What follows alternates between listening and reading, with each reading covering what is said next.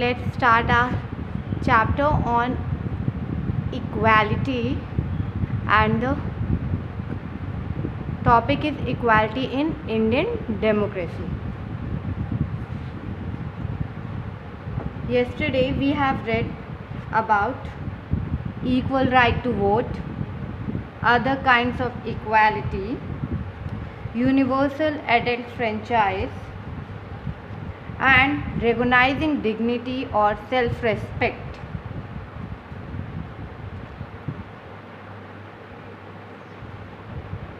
Equality in Indian democracy. The Indian Constitution recognizes every person as equal. Indian Constitution recognizes every person as equal, treat every person equal, and give justice to all person, give rights to vote. This means that every individual in the country, including male and female persons from all castes, religions, tribes, educational and economic backgrounds, are recognized as equal. Indian constitution, हमारा Indian constitution सब persons को equal treat करती है. हमारी Indian constitution, this means every person in our country, including उसमें वो male हो या फीमेल हो, किसी भी कास्ट के हों, रिलीजन किसी भी रिलीजन के हों, हिंदू मुस्लिम एनी रिलीजन, ट्राइब्स कोई भी आदिवासी हो, या किसी भी एजुकेशनल फील्ड से हो, वो आइदर वो एजुकेटेड हो या इलिटरेट हो, एंड वॉट इकोनॉमिक बैकग्राउंड उनका कुछ भी हो, रिच हो पुअर हो, all are treated equally, are recognized as equal. This is not to say that inequality ceases to exist. लेकिन इसके बाद भी हम ये नहीं कह सकते हैं कि अभी भी इनइक्वालिटी ख़त्म हो चुकी है. हमारी गवर्नमेंट, हमारे कॉन्स्टिट्यूशंस में ये राइट डाउन है कि every person should treated equally, but फिर भी अभी हमने जो स्टोरी रीड की थी, Om Prakash and the Ansari, they do not deserve to be treated like this, but they deserve the same respect and dignity as anyone else. उनकी भी एक डिग्निटी थी, एक सेल्फ रिस्पेक्ट थी, but by casteism, by religion हमने उनके साथ inequality की. It does not, but at least in democratic India the principle of the equality of all person is regularized. ये कभी ख़त्म नहीं हुई, but at least Indian constitution में अभी भी all person is recognized equally. सबको अभी भी इक्वल ट्रीट किया जाता है. इंडियन कॉन्स्टिट्यूशंस में, जस्टिस में, लॉज में अभी भी इक्वली ट्रीट किया जाता है. वाइल अर्लियर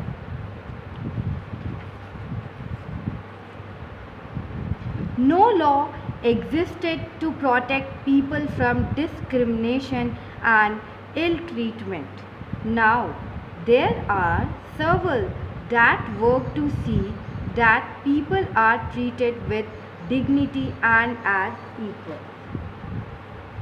हमारे संविधान में पहले लॉ जब नहीं था तब डिस्क्रिमिनेशन बहुत किया जाता था, उनके साथ भेदभाव बहुत किया जाता था.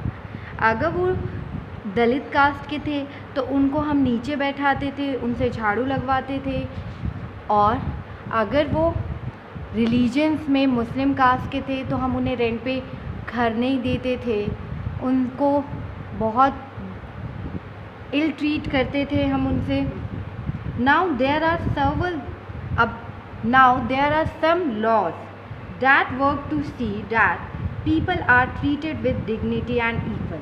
अब कॉन्स्टिट्यूशंस में हमारे कुछ लॉज बनाए गए हैं जिसके जिससे सबको इक्वली ट्रीट किया जाएगा और उनकी डिग्निटी को भी अच्छे से ट्रीट किया जाएगा, उन्हें भी सेल्फ रिस्पेक्ट दी जाएगी। बट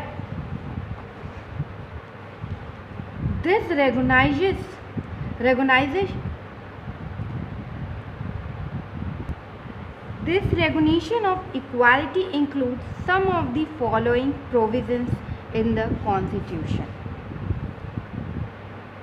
इस लॉ में, इस कॉन्स्टिट्यूशन में कुछ इक्वालिटी या कुछ प्रोविजंस बनाए गए हैं। वो first provision include some provisions, और फर्स्ट प्रोविजंस जो है, every person is equal before the law. Every person is equal before the law. The first provision in the Constitution is first that every person is equal before the law. सारे person जितने भी human beings है is equal before the law. सब कानून के सामने सब equal हैं। All persons is equal before the law. They treated equally before the law. What this means is that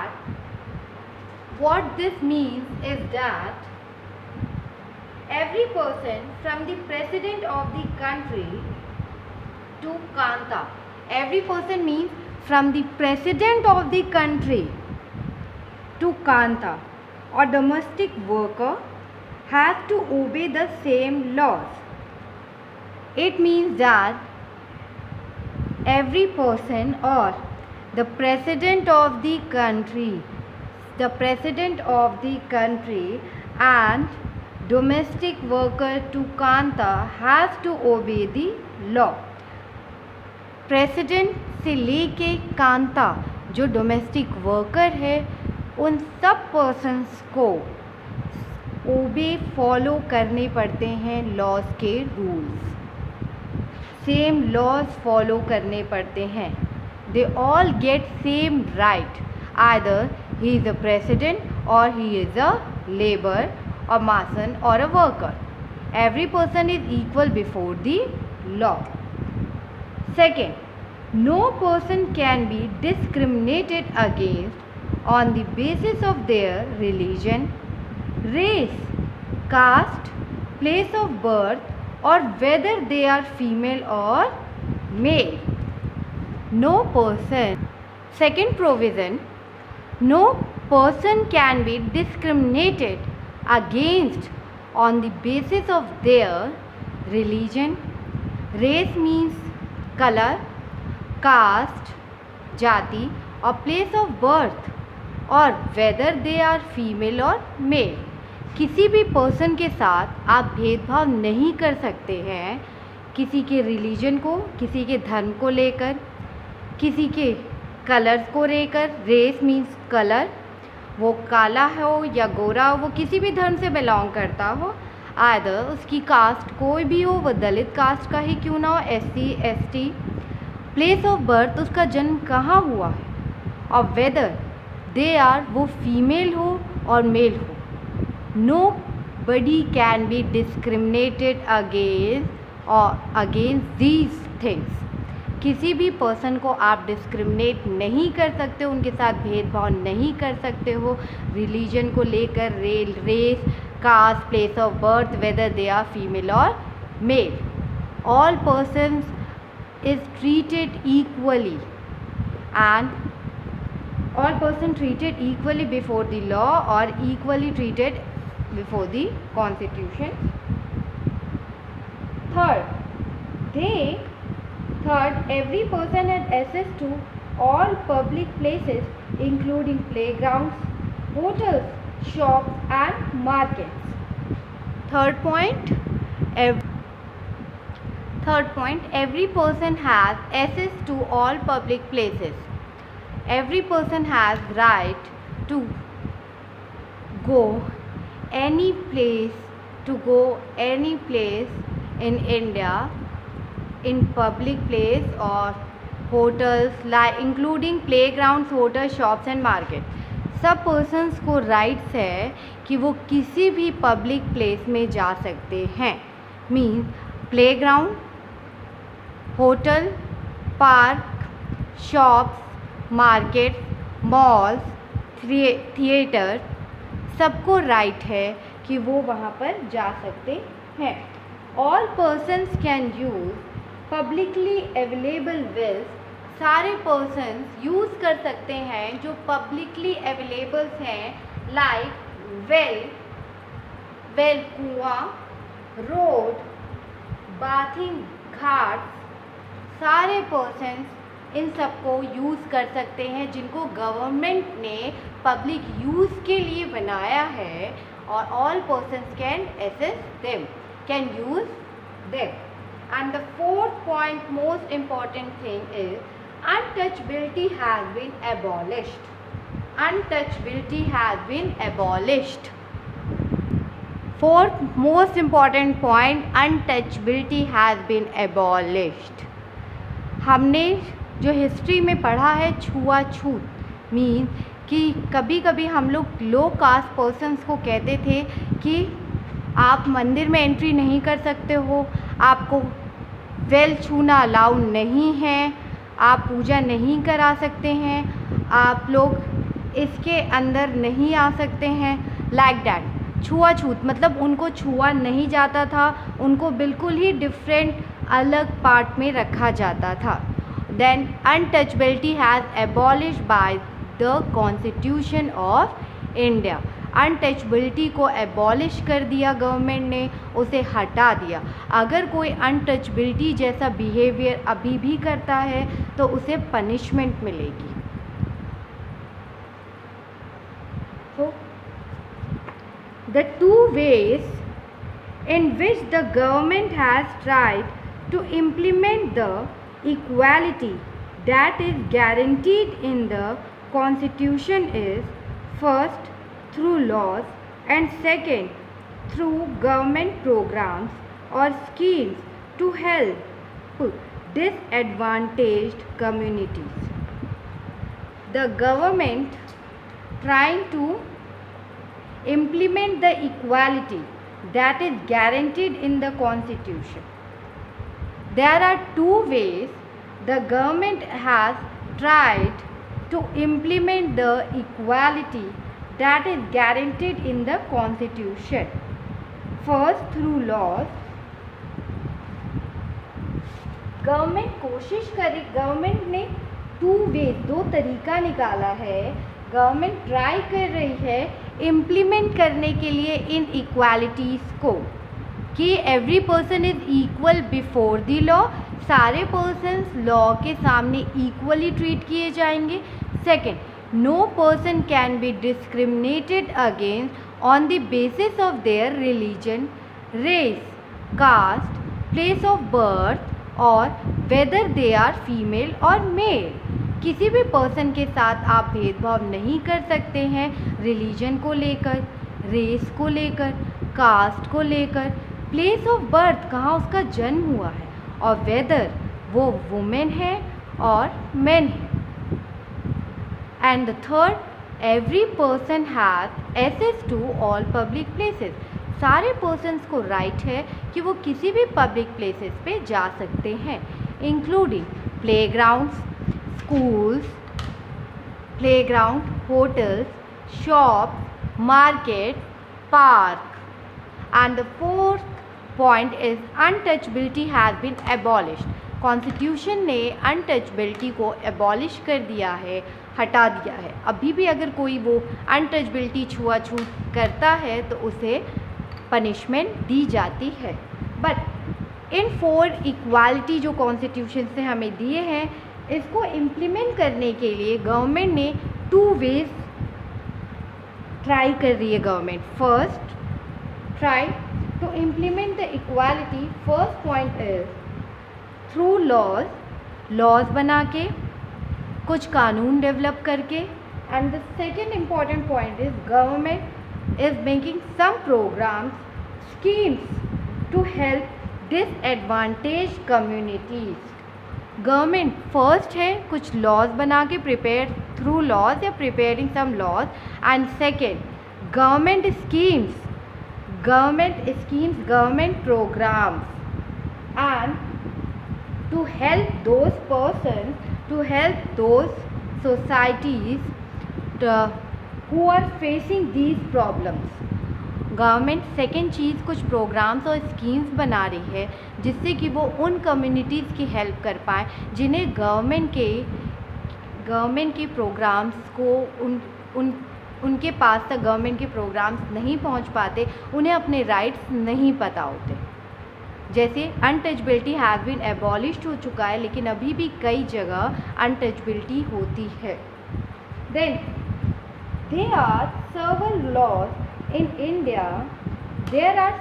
laws in India that protect every person's right to be treated equally. कुछ laws अभी constitutions में बनाए गए हैं जिससे कि every person को equally treat किया जाएगा, इक्वली ट्रीटेड किया जाएगा। In addition to laws, the government has also set up several schemes, and the second point is the government has set up government programs, government schemes to help disadvantaged communities. अभी भी कुछ दलित परिवार से उनकी help करने के लिए ये प्रोग्राम्स बनाए गए हैं। अभी भी कुछ गरीब हैं पर्सन्स, अभी भी उनके साथ डिस्क्रिमिनेट किया जाता है इकोनॉमिकली वीक पर्सन्स के साथ। तो इकोनॉमिकली वीक पर्सन्स के लिए अभी भी गवर्नमेंट कुछ प्रोग्राम्स डेवलप कर रही है, बना रही है और कुछ स्कीम्स भी लाई है तो इम्प्रूव उनकी लाइफ को इम्प्रूव करने के लिए कम्युनिटीज़ को, lifes of communities, individuals person also who have been treated unequally for several centuries, जिनके साथ अभी भी जिनको अभी भी वेल ट्रीट नहीं किया जाता है, उनके लिए गवर्नमेंट ने कुछ स्कीम्स बनाए हैं और जो several centuries से उनके साथ अच्छा व्यवहार नहीं किया जाता है। हम एजुकेटेड पर्सन्स हैं, but we are also yesterday we had taken a example of matrimonial site. Educated persons होने के बाद भी हम लोग फिर भी कास्टिज्म कर रहे हैं। And the next, these schemes are to ensure greater opportunity for people who have not had this in the past. These schemes and programs are really a greater opportunity for those persons who have not had this in the past, जिनको past में अच्छे से treat नहीं किया गया था, जिन्हें shop में जाना मना था, होटल टेम्पल्स में जाना मना था, प्लेग्राउंड्स में, स्कूल्स में भी उनके साथ वेल ट्रीट नहीं किया जाता था। अब इन स्कीम्स और गवर्नमेंट प्रोग्राम्स के कारण उन्हें वेल ट्रीटमेंट दिया जा रहा है। And the first is one of the steps taken by the government includes the midday meal scheme. The most important thing government has taken, one most important program or scheme includes midday meal for children, for poor children, midday meal scheme. Government has started the scheme, midday meal scheme, for improving their life, for treat well to those persons. First, this refers to the program introduced in all government elementary schools to provide children with cooked lunch. It is a program introduced in all government elementary schools to provide children midday meal with cooked lunch, government ने ये programme start किया है government के elementary schools में जो primary basis पे जो school government के चलते हैं, उन्होंने ये स्टार्ट किया फर्स्ट स्कीम अपना मिड डे मील। और मिड डे मील स्कूल्स में मिड डे मील स्कीम में है कि जो बच्चे वहाँ पढ़ने आते हैं उन्हें लंच दिया जाता है कुक करके। Like Tamil Nadu was the first state in India. Tamil Nadu was the first state in India to introduce this scheme, and in 2001 the Supreme Court asked all state governments to begin this program in their schools within 6 months. First state is Tamil Nadu. First scheme of government was midday meal scheme. In midday meal scheme, in government elementary schools बच्चों को lunch, cooked lunch दिया जाता था। और जो first state जिसने ये implement किया था, Tamil Nadu. And in 2001 supreme court ने ऑल स्टेट्स ऑफ इंडिया सबको ऑर्डर दिया विद इन 6 मंथ्स आप भी अपने स्टेट्स में मिड डे मील स्कीम को स्टार्ट करिए। It is very effective. This program has had many positive effects. इस प्रोग्राम में बहुत सारे positive effects थे। These include the fact that more poor children have begun enrolling and regularly attending school. इस scheme के कारण जो बहुत पुअर चिल्ड्रंस थे जो स्कूल नहीं जाते थे, इस मिड डे मील स्कीम के कारण उन्होंने एनरोल करना स्टार्ट किया स्कूल्स में और वो स्कूल्स जाने लगे। Regularly they attending the school. Teachers reported that earlier children would often go home for lunch and then not return to school, but now with the midday meal being provided in school, their attendance has improved.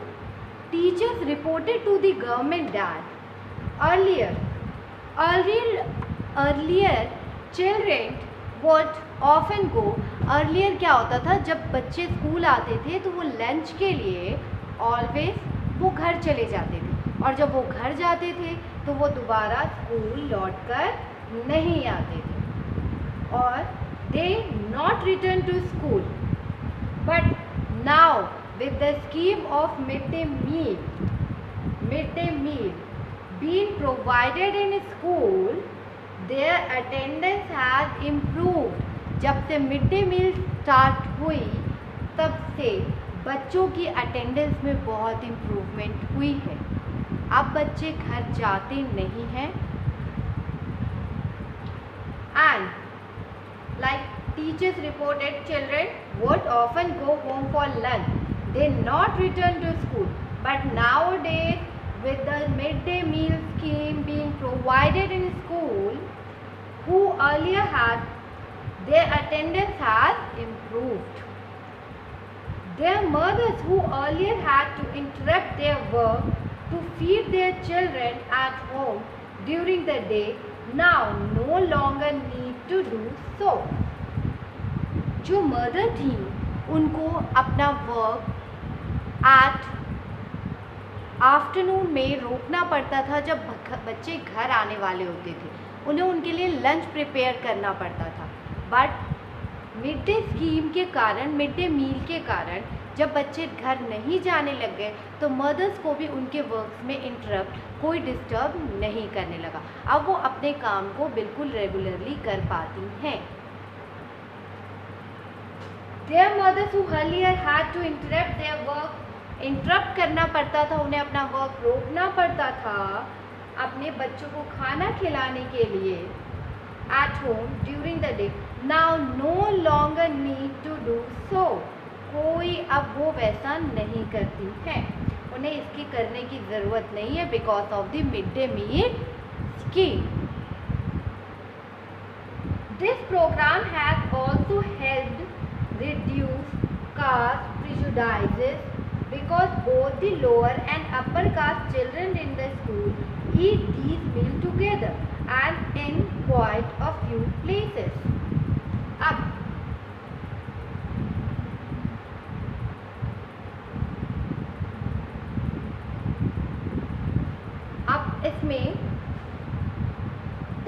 Programme has also help reduce, इस programme mid day meal programme के कारण बहुत ही casteism prejudice आई, जो भी casteism कहा जाता था, जो भी कास्टिज्म था, कास्ट को ऊपर, कास्ट जो मानते थे लोग, बोथ लोअर और अपर कास्ट के जो बच्चे थे अब एक साथ ही स्कूल जाने लगे और एक साथ ही उस लंच को, मील को खाने लगे। And in quite a few places, कुछ प्लेसेस पे वो लोग आराम से बैठकर इसको खाने लग गए। अब and in quite a few places Dalit women has been employed to cook the meal. In few अब तो दलित वुमेन्स को भी इसमें वर्क मिल गया और वो भी मिड डे मील का लंच बनाने लग गए। The mid day meal programme also help reduce the hunger of poor student who often come to school and cannot concentrate because their stomachs are empty. Mid day meals के कारण क्या हुआ, जो upper caste थे और जो lower caste के students थे सबको वो एक ही तरह का मील प्रोवाइड होने लगा और वो एक ही जगह पे बैठकर उसको खाने लग गए। And the next thing is Dalit womens को एम्प्लॉयमेंट मिलने लगा, वो भी लंच कुकिंग करने उन्होंने स्टार्ट कर दिया।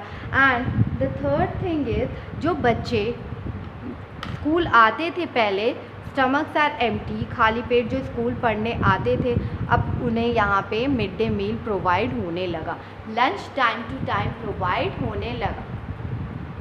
अब एंड कैन नॉट कंसेंट्रेट, वो कंसेंट्रेट जब खाली पेट रहने से, स्टमक एम्प्टी रहने से, stomach are empty, they can't concentrate in their study और because of mid day meal scheme they are concentrating on their studies.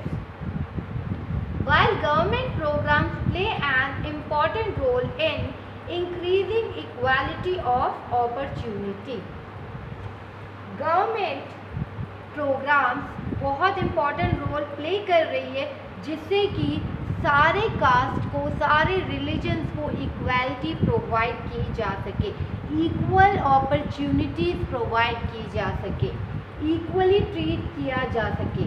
There is much that still needs to be done, अभी भी बहुत सारे programmes, schemes लाना बाकी है जिससे हम उनको इक्वली ट्रीट कर सकते हैं। कि while the midday meal program has helped increase the enrollment and attendance of poor children in school, there continues to be big differences in our country between schools that the rich attend and those that are poor attend. Mid day meal programme ने बहुत ही help की बच्चों की enrolment increase हुई, attendance increase हुआ, attendance has improved हुआ of poor children in school. There continues to be a big differences in our country, लेकिन फिर भी कंट्री में जिस स्कूल में अमीर बच्चे पढ़ते थे जिस स्कूल में अमीर बच्चे पढ़ते थे और जिस स्कूल में गरीब बच्चे पढ़ते थे, बहुत ही ज़्यादा उसमें अभी भी बिग डिफरेंस था। कहने के लिए तो उनकी इम्प्रूव हुई थी, उनकी अटेंडेंस, एनरोल इंक्रीज हुआ था, बट बिग डिफरेंस था जहाँ रिच पर्सन्स पढ़ते थे, रिच स्टूडेंट्स पढ़ते थे और जहाँ पुअर स्टूडेंट्स पढ़ते थे। There are lots of difference in their schools, in their attendance. Even today there are several schools in the country in which Dalit children like Om Prakash Valmiki are discriminated against and treated unequally. अभी भी कुछ schools हैं जिसमें ओम प्रकाश वाल्मीकि जो दलित cast के थे, उनकी तरह ही उन बच्चों के साथ भी बुरा व्यवहार किया जाता है, डिस्क्रिमिनेट किया जाता है उन बच्चों के साथ, उन्हें ट्रीट अनइक्वली किया जाता है। Like Om Prakash Valmiki. Yesterday we have read the story of Om Prakash Valmiki, जिन्हें मैट पे नीचे बैठाया जाता था और उन्हें बिना बात के पीटा जाता था, मारा जाता था और उनसे पूरे स्कूल में एंड प्लेग्राउंड्स में झाड़ू लगवाया जाता था. That we are against and treated in unequally. These children are forced into unequal situation in which their dignity is not respected. इन बच्चों को हम ऐसी जगह इनको बहुत बुरी तरह से अनइक्वली ट्रीट करते हैं, जिसके कारण इनकी सेल्फ रिस्पेक्ट बहुत ज़्यादा हर्ट होती है, इनकी डिग्निटी बहुत ज़्यादा हर्ट होती है. इनको कोई रिस्पेक्ट नहीं दी जाती because of their caste. This is because people refuse to think of them as equal even through the law required it. This is the reason, ये रीज़न है. इसी के कारण कानून जो लॉज बनाए गए हैं, but people refuse to think. अब पीपल ने सोचना ही छोड़ दिया है कि उन्हें कभी इक्वली ट्रीट किया जाएगा, इक्वली ट्रीट किया जाएगा बिफोर द लॉज. एंड अभी भी, और इसलिए अभी भी काफ़ी डेवलपमेंट्स, काफ़ी प्रोग्राम्स एंड स्कीम्स बनाना बाकी है for the improvement of Dalit families, for the improvement of tribes. One of the main reasons for this is that attitudes change very slowly. First most important reason is attitude changes very very slowly. किसी भी person का attitude है, किसी भी person का व्यवहार है, उसे चेंज करने में बहुत ही टाइम लगता है. स्लोली वो अपने आप को चेंज करना स्टार्ट करता है. That's even though persons are aware that discrimination is against law. Even though person know that discrimination is against law, but they continue to discriminate the persons including like on the basis of races, caste, place of birth, religions, female or male.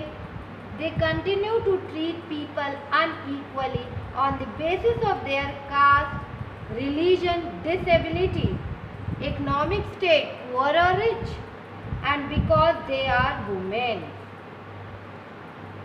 Even though person know that government has made a provision that every person should treat it equally before the law, or every person should not be discriminated, including by caste, religion, dignity, economic poor or rich person, status by economic status or law or women.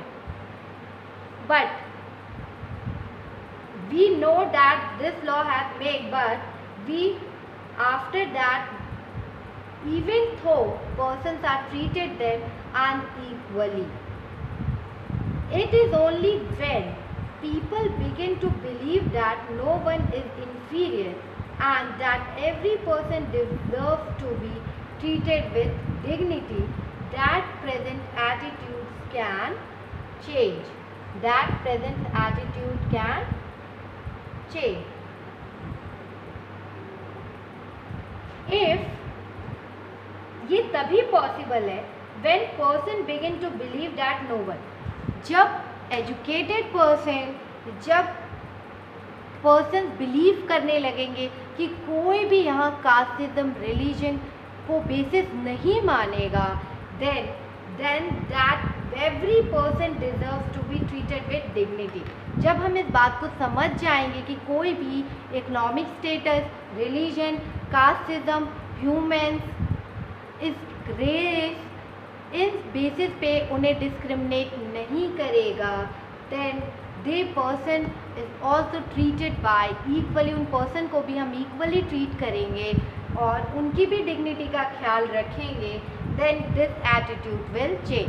अगर हम अपने आप में changes करना start करेंगे तो फिर हम अपनी सोसाइटीज़ या कम्युनिटीज़ में भी चेंजेस करना स्टार्ट कर देंगे और उन्हें भी we start treated equally them, we start treated equally them.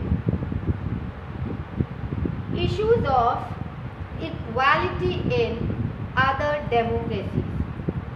Let's what B.R. Ambedkar said about this thing. It is disgraceful to live at the cost of one's self-respect.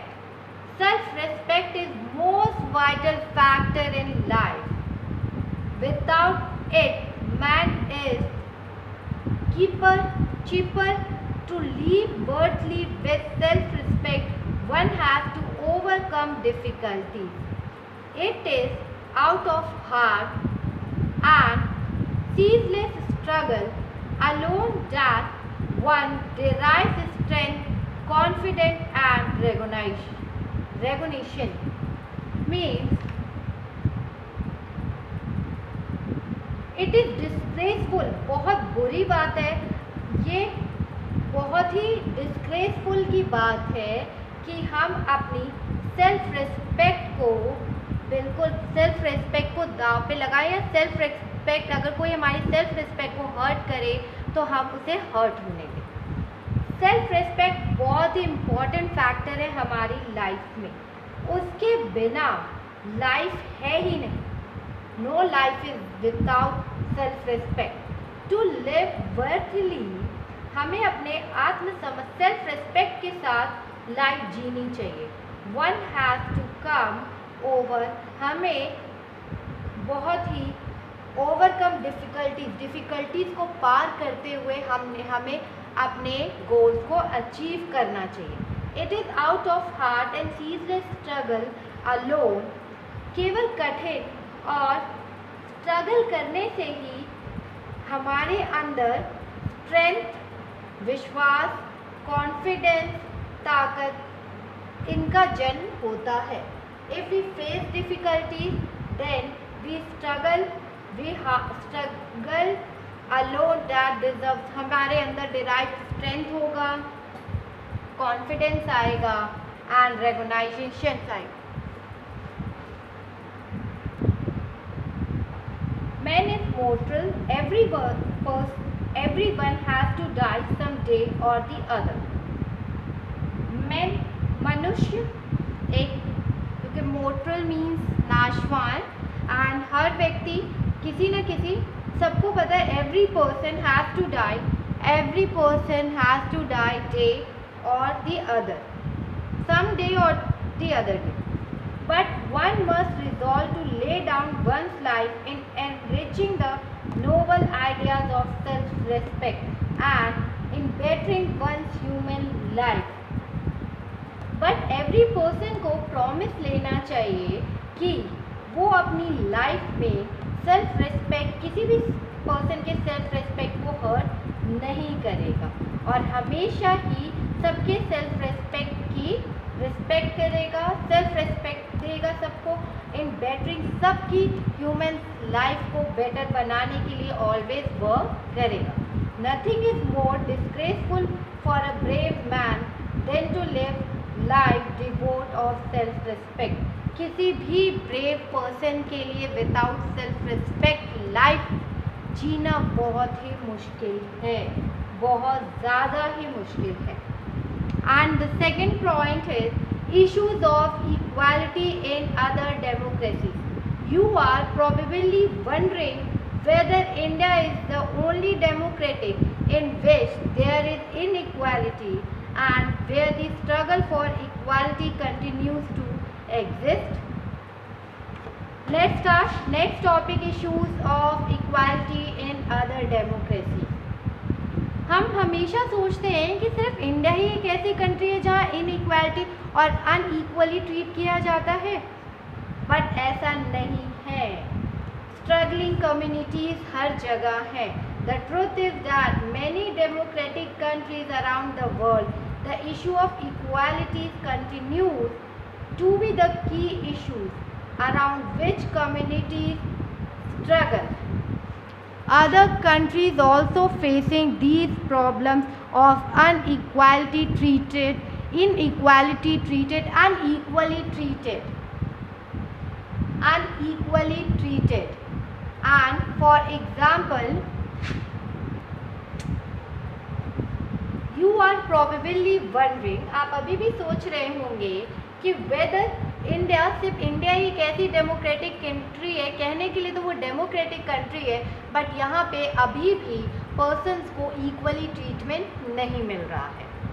And in the country in which there is inequality है इस country में, where the struggle for equality, अभी भी struggle की जा रही है कि उन पर्सन्स को इक्वली ट्रीटमेंट मिले. एंड हमें लगता है सिर्फ एक इंडिया कंट्री में ही इनइक्वालिटी है, but this is wrong. The truth is that other countries, other democratic country is also facing these problems in their country. They are also struggling. For example, इसका एक एग्जाम्पल है, they are also struggling. For example, in the United State of America में the African Americans and Americans whose ancestors were the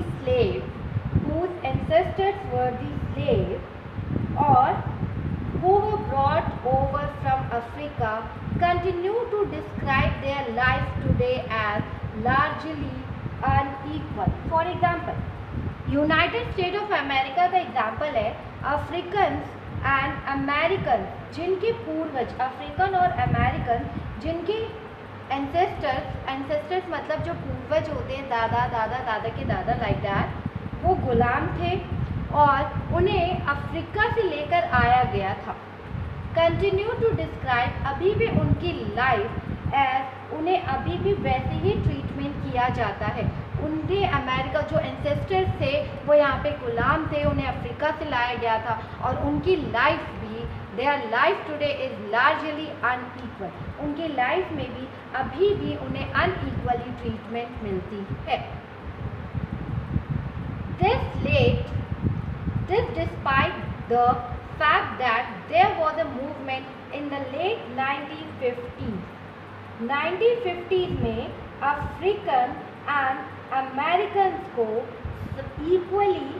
equal rights देने के लिए, equal rights के लिए prior to this movement start किया गया था. उनको भी इक्वल राइट्स मिलने चाहिए, इसके लिए उन्होंने एक मूवमेंट स्टार्ट किया था अमेरिकन्स और अफ्रीकन्स ने मिलकर कि 1950s में कि हमें भी इक्वली ट्रीट किया जाए.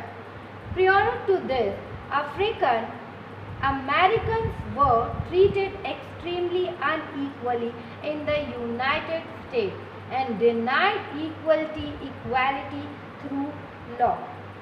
इससे पहले अफ्रीकन एंड अमेरिकन जो यूनाइटेड स्टेट ऑफ अमेरिका में थे, जिनके साथ unequally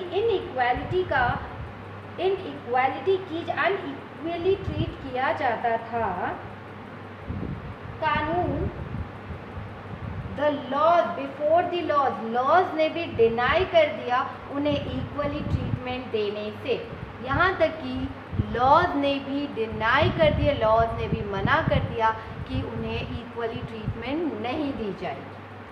for example, when travelling by bus, जब वो बस से ट्रेवल करते थे, they either had to sit at the back, सबसे पीछे उन्हें बस के बैठना पड़ता था, या उन्हें Whenever, कभी जब गोरे पर्सन, वाइट पर्सन वहाँ पर आ जाते थे तो उन्हें अपनी सीट छोड़कर भी खड़े होना पड़ता था, क्योंकि जो अफ्रीकन और अमेरिकन पर्सन थे, जो अफ्रीकन्स होते थे, वो उनका जो कलर होता था वो थोड़ा डार्क कलर के होते थे, और जो यूनाइटेड स्टेट ऑफ अमेरिका में है उनका कलर बिल्कुल वाइट है. तो वो उनको कलर के अकॉर्डिंग बहुत उनके साथ उनसे बहुत बुरा व्यवहार करते थे, ट्रीट करते थे. यहाँ तक कि लॉ ने भी कहा कि उनकी ये ट्रीटमेंट राइट है. उन्हें बस में भी जब भी बस में वो चढ़ते थे उनसे कहा जाता था कि वो खड़े रहे, नहीं तो बस में सबसे बैक की सीट पे जाके बैठ जाए। अब कोई वाइट पर्सन आएगा तो उन्हें वैसे ही खड़े होना पड़ता था। रोज़ा पार्क्स 1913 to 2005। रोज़ा पार्क्स 1913 to 2005 एक अफ्रीकन महिला was an African American women. रोज़ा पार्क्स अफ्रीकन और अमेरिकन वुमेन थी जो 1913 से 2005 तक रही। अब tired from a long day at work, she refused to give up her seat on a bus to a white man on 1st December 1955। रोज़ा parks जो अफ्रीकन अमेरिकन वुमेन थी, उनका कलर डार्क था, अफ्रीकन अमेरिकन वुमेन, तो उन्होंने वो बहुत tired हो गई थी अपने होल डे के वर्क के बाद। जब वो बस में बैठी तो तभी एक वाइट पर्सन वहाँ पर आया। तो वाइट जो रूल था अमेरिका में कि वाइट पर्सन जब भी आएंगे आपको अफ्रीकन और अमेरिकन पर्सन को स्टैंड होना पड़ेगा अपनी सीट, लेकिन उन्होंने मना कर दिया। उन्होंने 1 दिसंबर 1955 को साफ मना कर दिया कि मैं अपनी सीट को नहीं दूंगी। Her refusal that day started a huge agitation against the unequal ways in which African Americans were treated and which came to be known as the Civil Rights Movement। उनके उस दिन जब उन्होंने इनकार किया तो अफ्रीकन और अमेरिकन सब जगह ये बात फैल गई कि उनके साथ बहुत अनइक्वली ट्रीट किया जा रहा है। तो ये उन्होंने एक मूवमेंट स्टार्ट कर दिया, सिविल राइट्स मूवमेंट। उस दिन जब उन्होंने मना किया तो उसके कारण एक मूवमेंट स्टार्ट हुआ, civil rights movement. The civil right movement act में था 1964 prohibited discrimination on the basis of race, religion और national origin। In 1964 में सिविल राइट्स एक्ट में कहा गया था आप किसी के साथ डिस्क्रिमिनेट नहीं कर सकते हो on the basis of religion, caste, race, national origin. It also stated that all schools would be open to African American children। और उसमें ये भी कहा, स्टेट किया गया, बोला गया कि अफ्रीकन और अमेरिकन बच्चों को भी पढ़ने का अधिकार है, उन्हें भी इक्वली ट्रीट किया जाना चाहिए, उन्हें भी स्कूल में एंट्री मिलनी चाहिए। अब school would be open that they would no longer have to attend separate school specially set up for them। In United States of America एक डिफरेंट स्कूल्स इन अफ्रीकन और अमेरिकन पर्सनस के लिए, African और American के लिए different school establish किया गया था, जिसमें वो पढ़ेंगे, स्टैब्लिश किया गया था जिसमें सिर्फ उन्हीं की कास्ट के बच्चे या रेसिस बच्चे पढ़ेंगे। बट इन 1964 में सिविल राइट्स के अकॉर्डिंग उन स्कूल्स को कहा गया कि नहीं, अब सारे स्कूल्स में अफ्रीकन अमेरिकन बच्चों की एंट्री होगी। They all are treated equally. However, despite this, a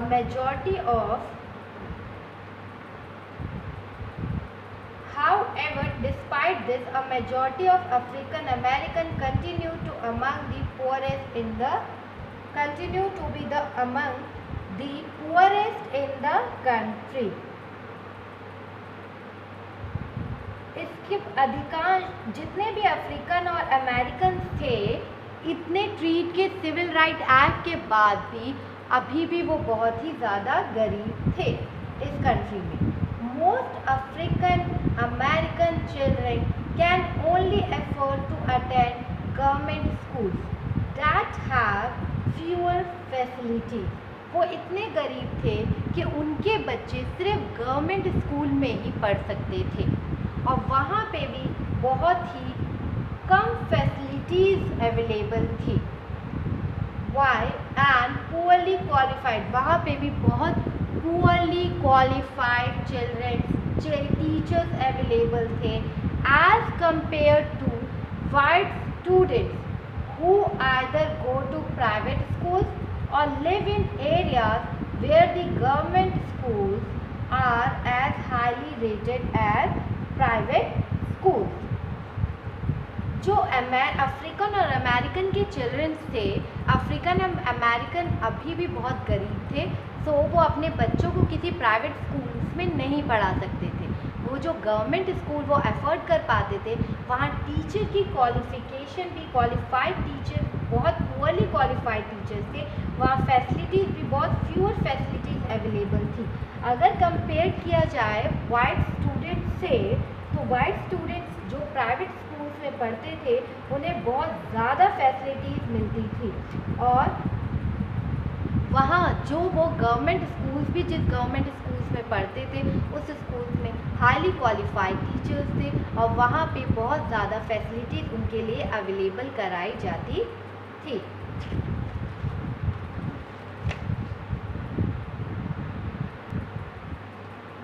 African and American students के साथ अनइक्वली ट्रीट किया जाता था, और उनके पास इनकम की कमी होने के कारण, इनकम्स बहुत कम थे, वो बहुत पुअर थे, तो उन्हें गवर्नमेंट स्कूल्स में, वहाँ उस गवर्नमेंट स्कूल्स में पढ़ने के लिए भेजा जाता था जहाँ पर पुअरली क्वालिफाइड टीचर्स थे, पुअरली क्वालिफाइड टीचर्स थे और फ्यूअर फैसिलिटीज़ अवेलेबल थी। But as compared to white children private schools में पढ़ सकते थे और उन्हें बहुत वेल ट्रीटमेंट मिलती थी। अगर वो गवर्नमेंट स्कूल्स में भी पढ़ रहे हैं, जिस सोसाइटी में अगर वो रहते थे, अगर बगल में कोई गवर्नमेंट स्कूल है, तो वो जब वहाँ पढ़ने जाते हैं वाइट पर्सन, तो उन्हें वेल ट्रीटमेंट दी जाती है, वेल ट्रीटमेंट, और उन्हें बहुत अच्छे से पढ़ाया जाता है। Well qualified teachers are available for white children. Let's start our next topic.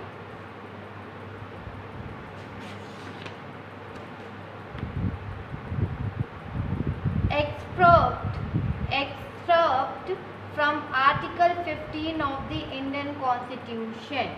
Article 15 Indian Constitution में excerpt कुछ words, कुछ sentences कहे गए हैं, like prohibition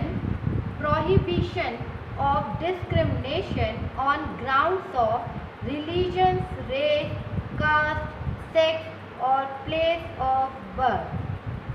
प्रोविशन मतलब होता है कि इस पे एबॉलिश कर दिया गया है, इसे हटा दिया गया है, टोटली एबॉलिश किया गया है कि हम किसी के साथ डिस्क्रिमिनेट नहीं करेंगे on the basis of religion, on the basis of their colour means race, on the basis of caste, on the basis of sex और प्लेस ऑफ बर्थ, और either on the basis of sex means either वो female हो और either वो male हो।